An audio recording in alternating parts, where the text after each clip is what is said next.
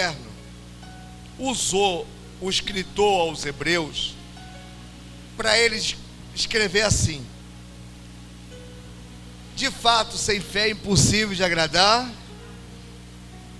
portanto, é necessário que aquele que se aproxima do Eterno tem que acreditar que Ele existe. Quando Deus olha para você, Ele acha ser adorador? O que é um adorador? O nome já é bem claro, né? Aquele que adora. E quando é que eu adoro a Deus? Vamos dar um exemplo. Lá no início, quase no início da peregrinação da fé mosaica, que essa fé mosaica se tornou a fé cristã. Isso é o que eu entendo, não é uma regra absoluta, é o que eu entendo, porque Moisés é o tipo Cristo. Ele, o próprio Jesus, aliás, o próprio apóstolo Paulo compara Moisés com Cristo, né? Embora ninguém é maior ou melhor do que o nosso Cristo, ninguém. Mas Moisés foi um homem que não existe, nunca mais vai existir um igual, nunca mais. Então, esse homem chamado Moisés, quem já ouviu falar nele? Todo mundo, né? É impossível, hein, pastor? É impossível uma pessoa que assumiu a fé em Jesus Cristo que não tem ouvido falar de quem? Não tem como. Não existe fé pautada no Deus Todo-Poderoso que não tem um exemplo de... Não tem como. A pessoa que ignora a história de Moisés, ignora a história da fé. Porque foi Moisés que escancarou o Deus de Israel para o mundo. Então, quando Moisés estava no deserto, saindo do Egito, um perigo enorme estava alcançando o povo. Era Faraó com o seu exército, né? Como vocês sabem, atrás vinha o Faraó. Deus tinha levado o povo de Israel para um lugar que não tinha mais para onde fugir. Ou eles voltavam, ou eles seguiam para frente. Só que na frente deles tinha o mar. Todo mundo sabe disso, né? Mas e aí, o que você faria se tivesse naquela situação? Hoje você falaria: não, eu vou para o mar. Será que você lá, sem saber dessa história, você iria atravessar o mar? É como Pedro. Quem soube da história, quem já leu que Pedro andou sobre o mar? Se fosse você, o senhor lá, pastor, hoje nós falamos, não, se eu estivesse lá, eu sairia também. Mas por que você fala que sairia? Porque você leu o que está escrito. Mas se você não tivesse lido, não tivesse acontecido nenhum exemplo, se você fosse uma experiência nova para você, você teria coragem de sair no meio do barco, no meio do mar? Aliás, sairia do barco no meio do mar e queria andar sobre a água? Tem como alguém andar sobre a água? Então a fé é algo tão maravilhoso, tão absoluto, que quando Deus mandou Moisés mandar o povo seguir, eu fico imaginando Moisés, a dificuldade de Moisés. Vamos, gente, anda! Aí o povo olhava para Moisés, olhava para a água. Vamos andar para onde, Moisés? Para frente. Vamos, anda! Moisés, não tem como a gente andar não, Moisés. É como ontem na marcha, né? Vamos para a marcha, não dá, olha a chuva. Não tem como conseguir. Foi uma bênção. Foi uma benção. Não tem como. Como é que a gente vai? Fulano, vamos lutar para se livrar desse problema. Mas não tem como. Como? Não vejo aonde. Mas Deus vai dar condições. Que Deus é esse que vai dar condições? É impossível não bater dúvida. Diga, é impossível não bater dúvida. Está certo ou está errado bater dúvida? E aí? Está na sua opinião? Aí eu pergunto para você: tem como você impedir da dúvida bater no seu coração? Tem, pastor? Não tem como. Não tem como. A dúvida é sentimento. Diga, a dúvida é um sentimento. Tem como você impedir de um sentimento chegar? Não tem. É como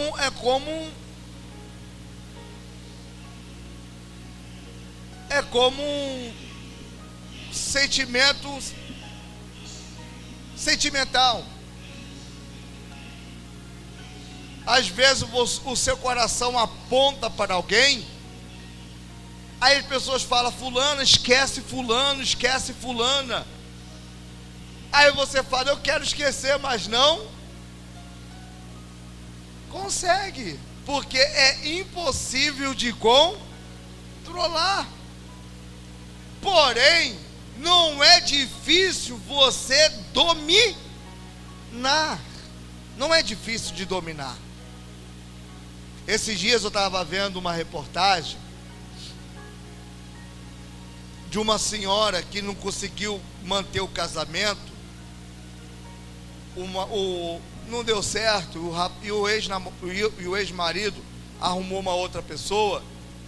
Num ataque de ciúme, de fúria, ela pegou o carro e jogou em cima dos dois. Ela vai se arrepender? Eu acredito que ela já se arrependeu. Já. Claro que já. Porque além dela ter tirado 2 vidas, ela vai ter que encarar os filhos saberem que foi ela que matou o pai deles. Agora, era impossível do sentimento de ciúme chegar? Não. Mas ela poderia ter dominado? Poderia.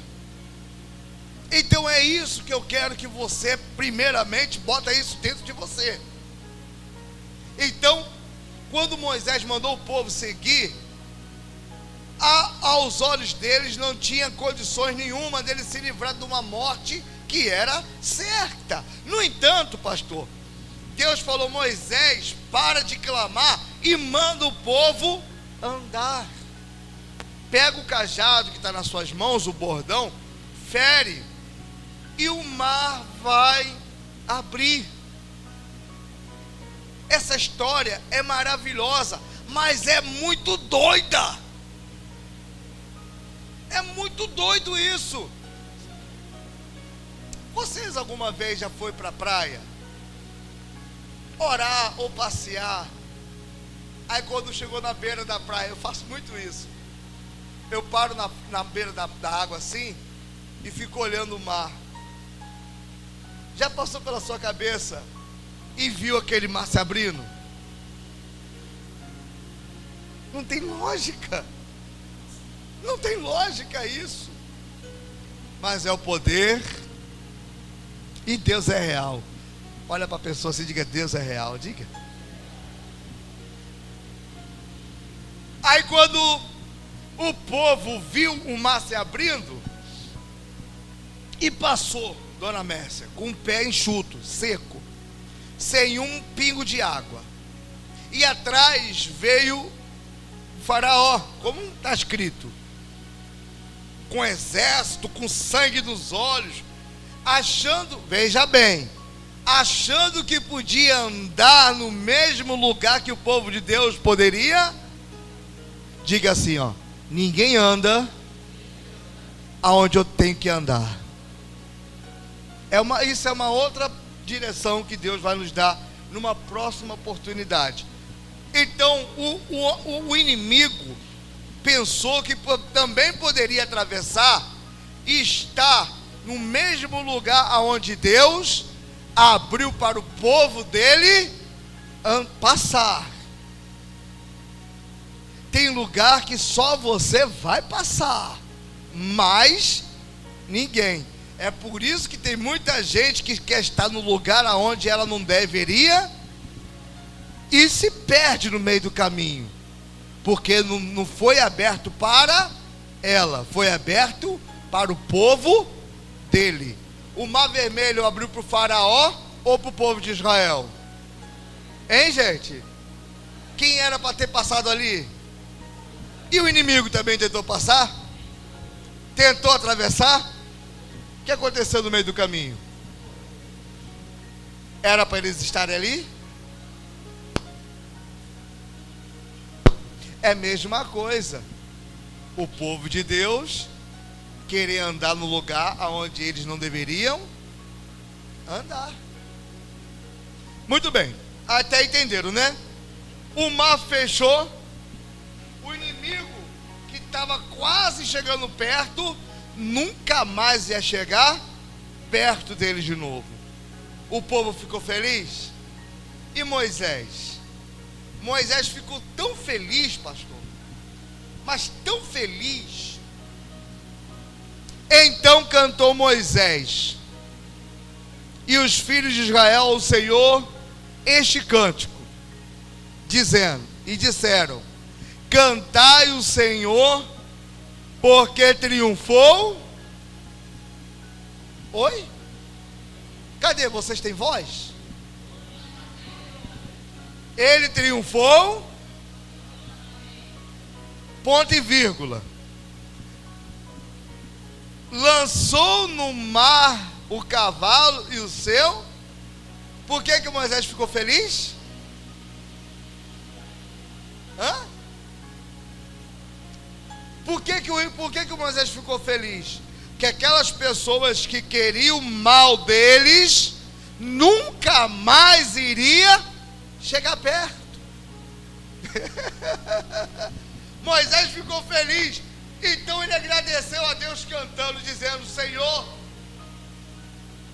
mas isso aqui não é para que nós ficarmos felizes com a queda dos nossos inimigos. Eu quero que você entenda o coração de Moisés primeiro.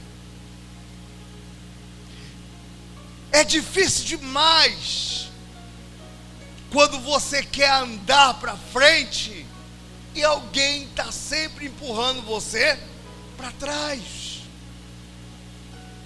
É ruim demais você querer botar a sua vida para frente e sempre ter alguém ali na sua cola querendo fechar a porta para você, querendo destruir seu casamento, querendo destruir os seus projetos.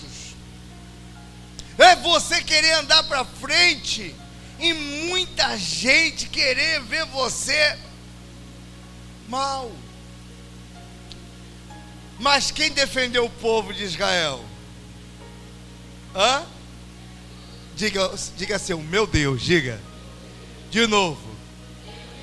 Quem defendeu aquele povo? É o seu Deus. Isso.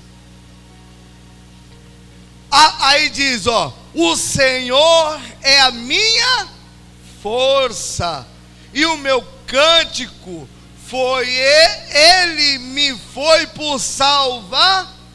Essa salvação aqui é letra maiúscula ou minúscula? Então não é salvação espiritual, é salvamento, ou seja, livramento. E um livramento de morte. O inimigo que estava atrás dele simplesmente queria exterminá-los.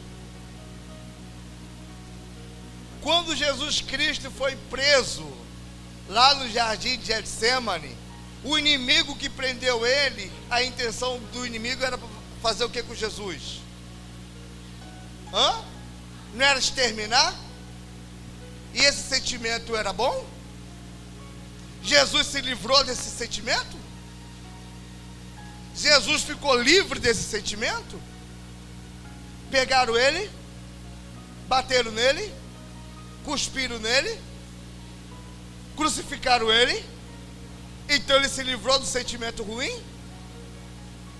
Pegou ele, mas quem triunfou? É como Daniel. Queriam matar Daniel? Conseguiram pegar Daniel? Jogaram ele na cova? Quem triunfou? Pegaram Sadraque, Mesaque e Abednego? Tentaram matá-lo? Jogaram na fornalha? Eles caíram? Quem triunfou? É isso que eu quero que você entenda antes da gente agradecer. O inimigo vai sempre tentar prevalecer, e ele vai tocar em você. Ele vai tocar em você. Aquele termo, quem é de Deus o inimigo não toca, é o inimigo espiritual.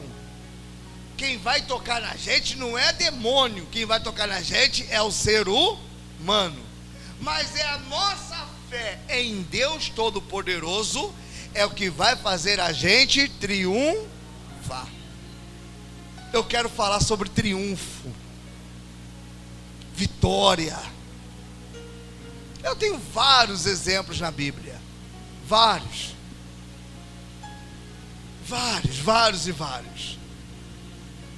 Em nenhuma delas o povo deixou de acreditar no Deus Todo-Poderoso. Na era cristã, nós podemos falar de uma perseguição implacável, no qual nós não temos passado nem um terço dela, chamado a loucura de Nero, aonde arrastou Paulo, aonde arrastou Pedro, aonde arrastou inúmeros cristãos. Eu não falo judeus, eu falo cristãos. Nós temos a revolta da Segunda Guerra Mundial de Hitler, mas Hitler não perseguiu só os cristãos em si, ele perseguiu os judeus, já é diferente da gente. Embora se a gente estivesse lá, a gente também iria morrer. Então, mas o inimigo vai querer destruir. Por isso que Moisés cantou, porque ele viu que o inimigo que queria destruí-lo não iria chegar mais perto dele. O inimigo não vai chegar perto de você. Vamos lá? Para finalizar, eita, vamos ler. Agora vamos ler a história, vamos ler a oração. Versículo 2: O Senhor é minha força e o meu cântico, Ele me foi por salvação, este é o meu Deus. Este é o meu Deus. Portanto, eu o louvarei. Ele é o Deus de meu pai, por isso o exaltarei. O Senhor é homem de guerra. O Senhor é o que, igreja? O que é? Não tem como. O que é homem de guerra? O que é homem de guerra? É um soldado? O Senhor é um homem, por isso que ele diz que ele é o Senhor dos. Então, se ele é um homem de guerra, quem é que tem que estar do lado dele?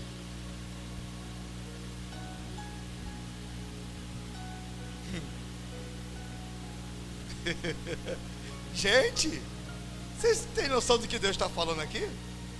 Se o Senhor, o seu Roberto, é um homem de guerra, então quais são o tipo de pessoas que tem que estar do lado dele?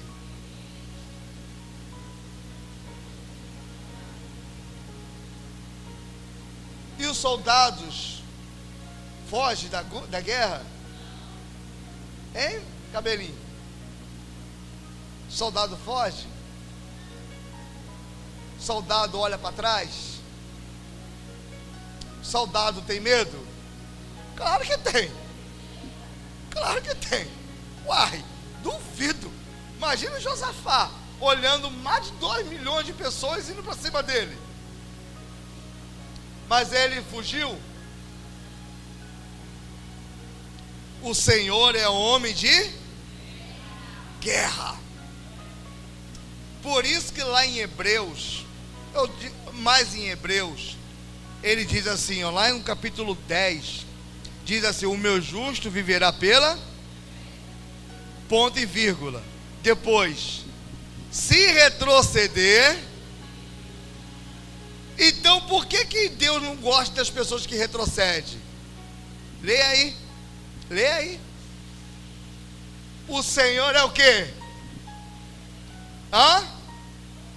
O Senhor, versículo 3, o Senhor é homem de... Então o soldado, o servo de Deus, a serva de Deus, o homem e a mulher que quer servir a Deus, quer andar com Deus, jamais tem que voltar para trás. Nunca. Nunca. A guerra vai ter na sua vida? Vai ter guerra no casamento? Vai ter guerra com os filhos? Vai ter guerra no trabalho? Tudo vai fazer você entender que é para você abandonar a sua fileira. Mas o Senhor não gosta de soldado que olhe para... Ele não tem prazer. Quer olhar para trás? Então tu vai só. Gideão, quem for tímido e covarde, Deus mandou fazer o quê? Volta. Vai embora. Eu não tenho prazer de covarde. Eu não tenho prazer de fracos. Quando eu falo fraco, não é pessoas... A pessoa fraca não é aquela pessoa que não tem uma expressão forte. Não é essa. Pessoa fraca é aquela que duvida do poder. É um soldado que quer desistir. Você não vai alcançar a vitória.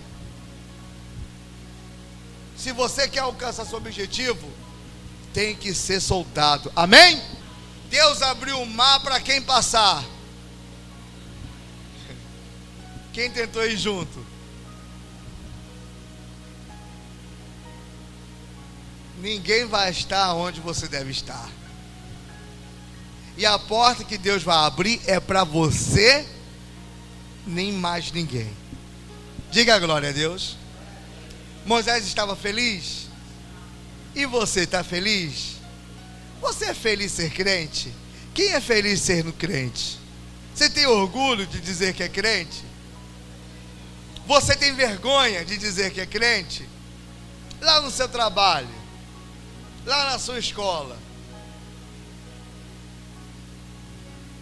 quem é que é um soldado? Soldado olha para onde? E atrás? Quem está vindo atrás?